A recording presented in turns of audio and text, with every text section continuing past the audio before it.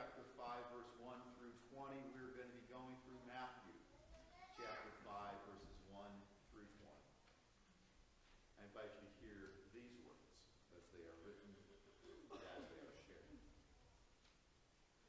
When Jesus saw the crowds, he went up the mountain, and after he sat down, his disciples came to him. Then he began to speak, and he taught them, saying, I'm going to pause there for a second. I'm only a couple verses in. Who is it that Jesus is speaking to other than his disciples? For that, I'm going to go back a couple verses preceding this. Since when this gospel was written, there were no such things as chapters and verses, and it was read as one continual story. Just so we're clear who it is that Jesus was speaking to.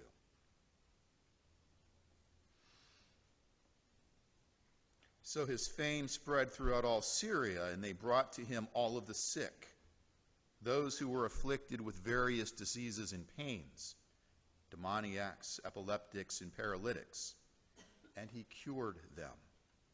And great crowds followed him from Galilee, the Decapolis, Jerusalem, Judea, and from beyond the Jordan.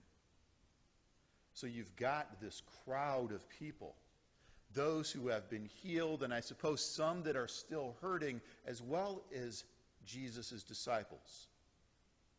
Amazed at what's going on, loving so far what they have been hearing, even it has been challenging some of their assumptions or some of the things that they have been heard and some of the things they have been told.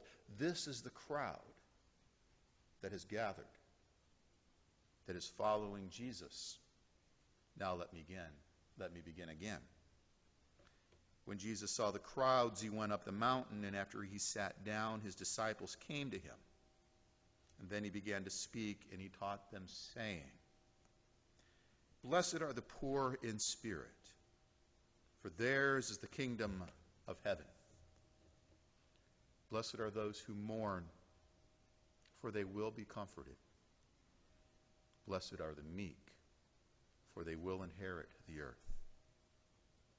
Blessed are those who hunger and thirst for righteousness, for they will be filled. Blessed are the merciful, for they will receive mercy. Blessed are the pure in heart, for they will see God. Blessed are the peacemakers, for they will be called children of God. Blessed are those who are persecuted for righteousness' sake, for theirs is the kingdom of heaven. Blessed are you when people revile you and persecute you and utter all kinds of evil against you falsely on my account. Rejoice and be glad, for your reward is great in heaven, for in the same way they persecuted the prophets who were before you. I'm going to pause there for a moment before I continue on. Place yourselves in the crowd. Place yourselves among the many who have been following this individual who is speaking differently than you're used to hearing. To this person who is challenging common wisdom of the day, because you see, back then, and I'm not even convinced it's much different today, there was this understanding that if you were rich, you were blessed.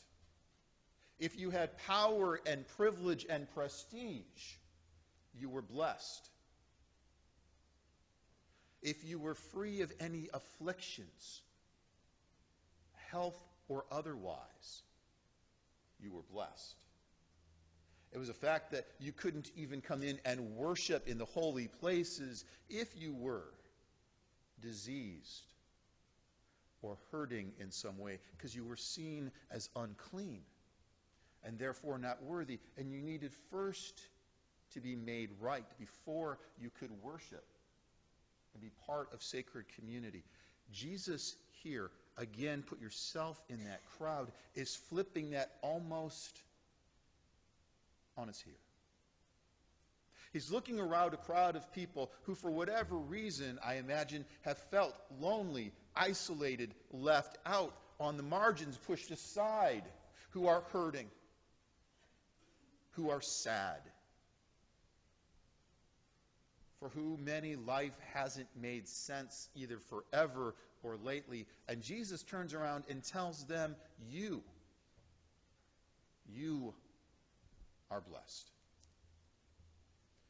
God is with you in the midst of anything that you are possibly experiencing. You are blessed. Even if you are doubting, you are blessed simply because you are. You are God's. You are. You are.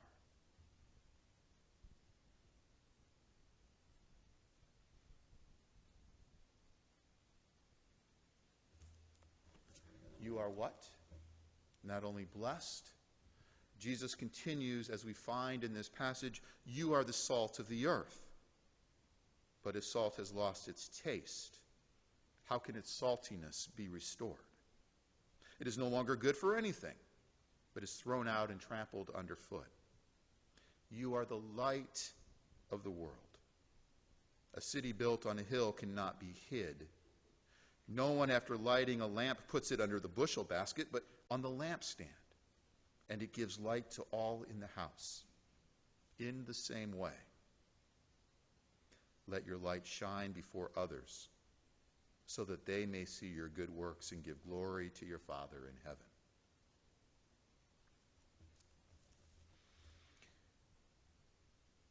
Now, I suppose many have thought that at this point he's turned the conversation to the wider crowd, to those disciples that are gathered around, perhaps as a pep talk, to say, you who are close to me, you need to go out and be. I'm not convinced it was just his earliest and closest followers he was speaking to. I truly believe that he was talking to the entire gathered crowd. Those who didn't feel that they were worth much. Those who felt that they were less than. I think he was speaking to them as well as his closest disciples, saying, you, no matter how miserable you are feeling, you are blessed and you are called to still make a difference in this world. Perhaps you, who are hurting, can make a difference even beyond what others can because you understand. You have walked through or are walking through these experiences. You cannot hide. You count. You matter. You need to be a difference maker in the world around you. You need to be salt. You need to be light. You cannot, should not hide from responsibilities for those around you. He continues on, do not think that I have come to abolish the law or the prophets. I have come not to abolish, but to fulfill. For truly I tell you, until heaven and earth pass away, not one letter, not one stroke of a letter will pass from the law until all is accomplished. Therefore, whoever breaks one of the least of these commandments and teaches others to do the same will be called least in the kingdom of heaven. But whoever does them and teaches them will be called great in the kingdom of heaven. For I tell you, unless your righteousness exceeds that of the scribes and the Pharisees, you will never enter the kingdom of heaven. Jesus spoke often in what we would consider hyperbolic language. He went for the immediate attention grabber, or at least that's what the authors of the Gospels and sometimes the epistles write for us. I want to do a word of assurance, first of all, because the very last sentence that I read, that unless your righteousness exceeds that of the scribes and the Pharisees, you will never enter the kingdom of heaven. If you're ready to check out now and say, well, I'm not up to that task, I don't think any of us are outside that. I do believe that Jesus was trying to make an incredibly important point and get folks' attention. You see, the scribes and the Pharisees were the religious leaders of their day. Truly, if anyone would enter into kingdom, they were the ones that were allowed to come into the Holy of Holies. They were the ones that were truly had to be blessed for whatever reason. Born into the right families, educated in the right ways, understanding of blessedness. Remember back at the beginning? When Jesus is telling the very common, the very ordinary, as a matter of fact, the miscast, the cast aside, that they too are blessed, Jesus is turned around and saying, you too are just as important as they. As a matter of fact, in this crazy world that we look around, perhaps you matter even more. Side note, I don't think anybody is any more important than anyone else, whether you are high in the station of life or whether you have nothing. I think we're all created equally in God's image. That's why it did me personally some good just this past week when we had an initial conversation over that frightening topic for some people called open and affirming, where we had an initial conversation just about what that might mean within the United Church of Christ. And we even brought in a couple folks from a sister congregation not too far away that had gone through that process. And when it boils down, and I need to remind you all, this is not a pastor-driven thing, it is a congregation-led thing, that when it comes to being open and affirming, what it simply means is that we look at every single person and say, you are blessed, you are loved, you are affirmed for who you are, a child of God, and will be treated no differently here. That's what churches, when they become open and affirming, are truly saying. They're truly being that kind of light, that kind of salt. End of commercial break.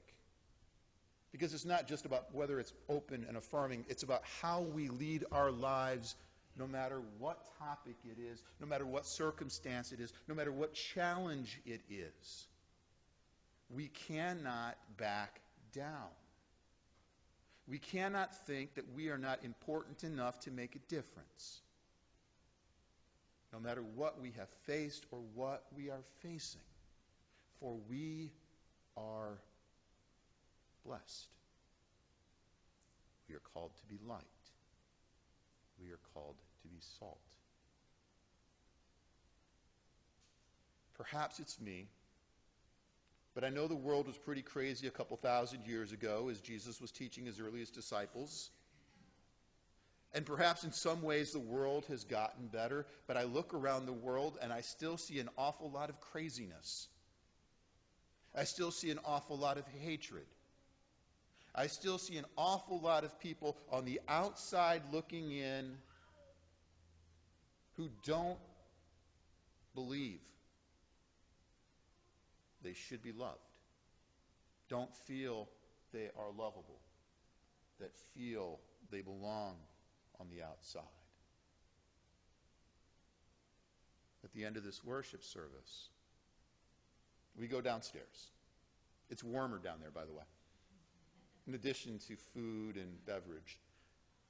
And we have our annual meeting.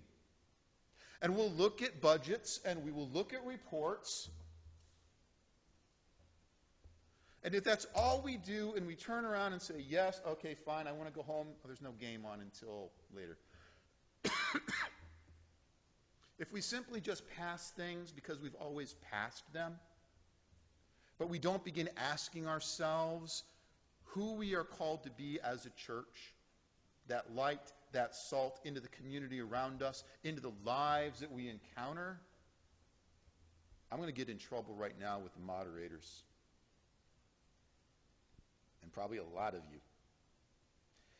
If all you want to do is pass budgets and read reports, I'm not sure why we're doing what we're doing. If we want to figure out ways of being light and salt and going out and blessing everyone we encounter and reminding them that they are already blessed and that they have a home if they are seeking, then I think we're onto something. Then I think we're being church. And then I think we have a vibrant future of hope and possibility.